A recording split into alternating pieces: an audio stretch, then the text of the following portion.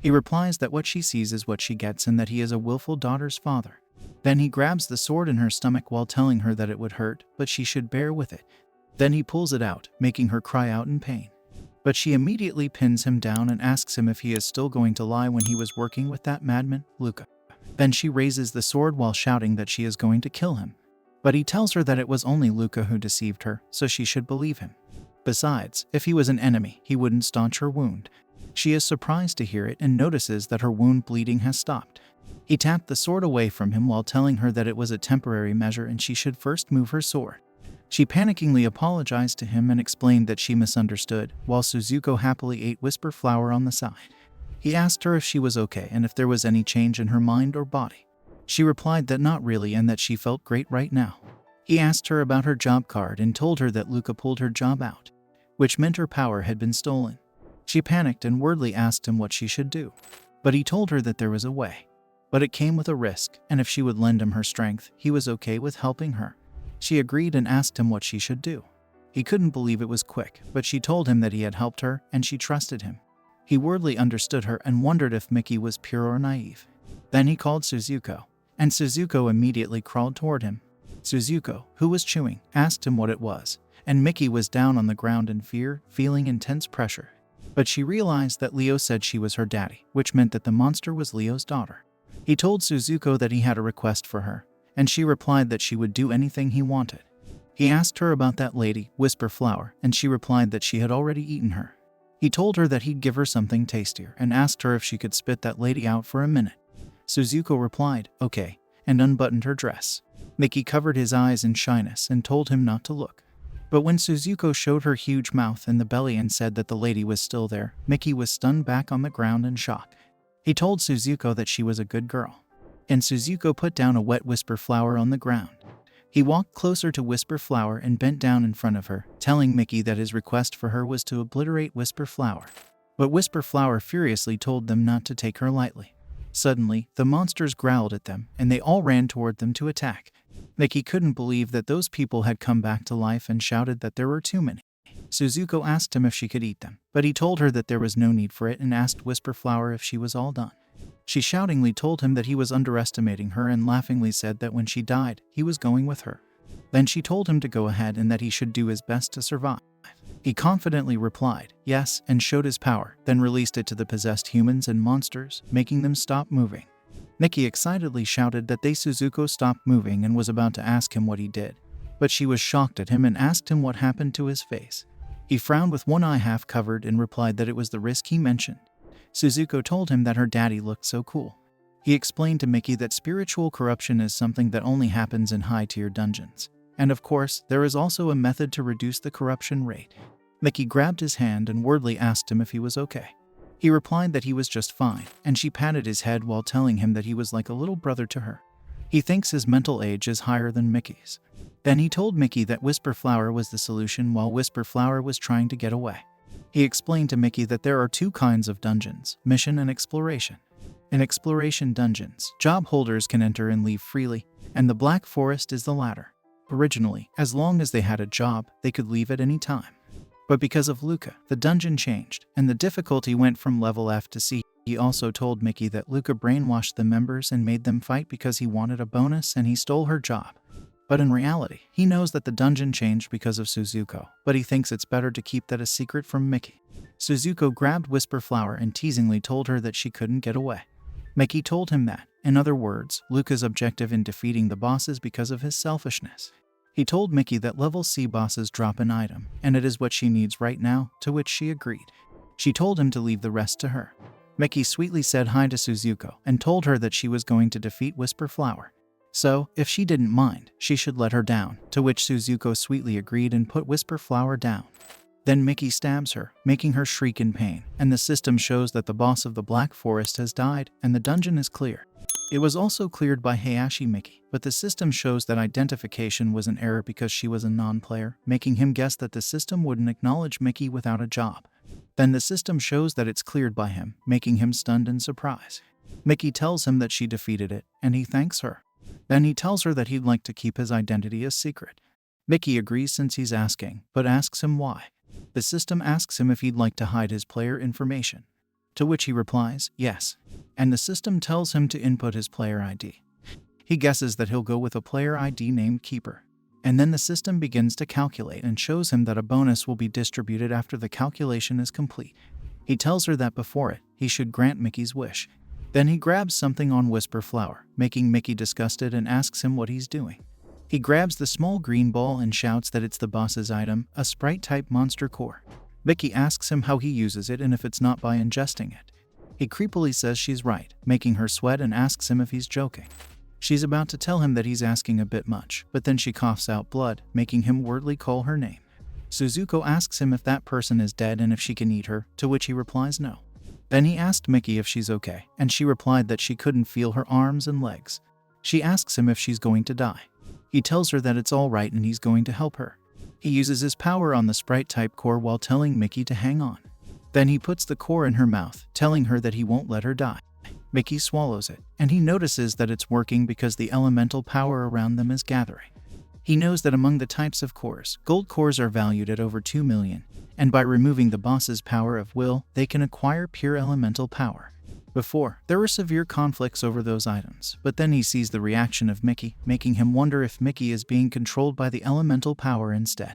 Suddenly, Mickey releases a powerful power, making him throw away, but fortunately, Suzuko catches him in time. She furiously tells him that Mickey did something horrible to her daddy, which is unforgivable. Then Suzuko asks him if she can eat Mickey, but he reminds her that she promised not to eat people. Suzuko creepily tells him that he's so kind and asks him what they should do. He notices that Suzuko's aura is different from before and wonders if it's because of the changes to his body. He thinks Suzuko might eat him too if he answers poorly. He asks Suzuko if it gets dangerous and she'll protect him. He knows that, at any rate, he needs to soothe Suzuko. She replies that she would protect her daddy. He knows that Suzuko's problem will have to wait and wonders how he should wake Mickey. He considers asking Suzuko but decides not to do it, knowing that Suzuko is a boss and it's too dangerous. So he uses his power instead. But it's no good because Mickey is too far away for his power to reach her. He also knows that at that rate, Mickey's body won't last. And on top of it, the side effect is getting worse. He realizes that he'll have to depend on Suzuko after all. Then he tells Suzuko to lend him a hand, and she asks him what she should do. He replies that he wants her to throw him over to Mickey, and she excitedly replies, okay. She grabs him and swings him to the back, making him tell her to be slow. But she just throws him hard while shouting for him to fly. He told her that it wasn't slow, but she did well. Then he forcibly entered Mickey's barrier and slammed her down on the ground with him. He shook her and called her name to wake her up. But when she didn't move, he slapped her in the face in a hurry, making him snap back and ask her what happened. He was glad that she finally woke up and told her that she was about to become a real plant person. She shyly looked at her destroyed clothes and told him not to look at her. He told her that it was all right, and he didn't see anything. She asked him if his hand was corrupted by the progress of the spiritual and if he was okay. But suddenly, Suzuko jumped toward Mickey, calling her an evil woman and telling her that she won't forgive her. He told Suzuko to cut it out because Mickey was her daddy's friend, and it was the path he chose, so she shouldn't worry. Then he threw the card back to Mickey, and she caught it by surprise, knowing that it was her job card. He told her that she should be able to use it now, and he was going now, but she should keep it a secret. Then he walked away with Suzuko, making Mickey shocked and told him that he should at least tell her his name because Imogen is his nickname. He was surprised to hear it and peeked back. Mickey asked him if his alias and if the secret is for Suzuki's sake. Then she told him that he even accepted spiritual corruption for Suzuko and asked him if he was even human or if he was a monster. He replied that he'd like to know the answer to it as well and asked Mickey what she thinks. Then Suzuko shockingly told Mickey that her daddy was her daddy. Making her confused, he continued to walk away with Suzuko while telling Mickey that his name was Leo, and next time they meet, she should go easy on him. Mickey agreed and replied that she got it. Meanwhile, outside, the system displayed the completion of the level F dungeon, the Black Forest, with a level C difficulty. The elapsed time was just 23 minutes, astounding the onlookers. Online, people shared videos of the Black Forest's disappearance, and in the conversation, someone mentioned that the top clearer ranking had been updated. Another person inquired about the ID, and the system revealed that the top player was named Keeper. 10 hours after the Black Forest was cleared, at a subway car garage, a horde of monsters emerged, and one of them exclaimed that they had arrived too late. The leader, Two Head, addressed the group, noting that he suspected the dungeon had been cleared. But Whisperflower's body was unusually clean-cut. He found it to be a gruesome act and wondered if they should inform her because her corpse was still warm. Bonerend, a member of their apparition association, advised Twohead to be silent and let him think. Bonerend observed that there was no core and a hole in Whisperflower's chest, indicating that her killer was familiar with Sprite-type monsters' vital points. The woman in the center informed the group that their apparition association had lost one of its members.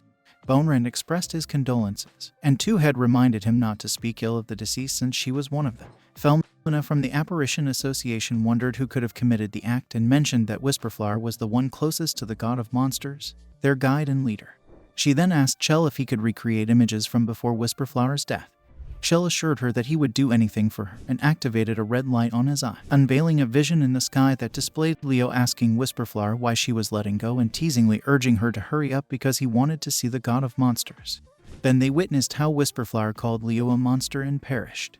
Bonerend couldn't believe that Whisperflower was killed by a human child and angrily asked who dared to insult the Great One. He was about to swear, but then they heard Suzuko asking Leo who had harmed him. Felmina asked for an explanation, wondering why the first-generation monster, the Queen of Destruction, referred to a man as Daddy. A monster inquired if the human was keeping the queen, but Felmina dismissed the notion, suggesting that they were discussing the Queen of Destruction. She pondered whether the human was a higher being than she was. Felmina exclaimed that the Master of the Black Forest and the Queen of Destruction were virtually gods among the monsters, and the leader they had been seeking had emerged. As dungeon survivors, they needed a monster like him. Lone Rend and Twohead were taken aback by Felmina's power. She was so frustrated that she lost her composure and declared that they must form contact with that man, as he might be an incarnation of the Great One. She called upon Dahl, noting that she appeared the most human, and asked her to approach the man and discern his motives. Felmina entrusted Dahl with this task, to which Dahl respectfully replied that she would be honored, addressing Felmina as an ego, which means older sister.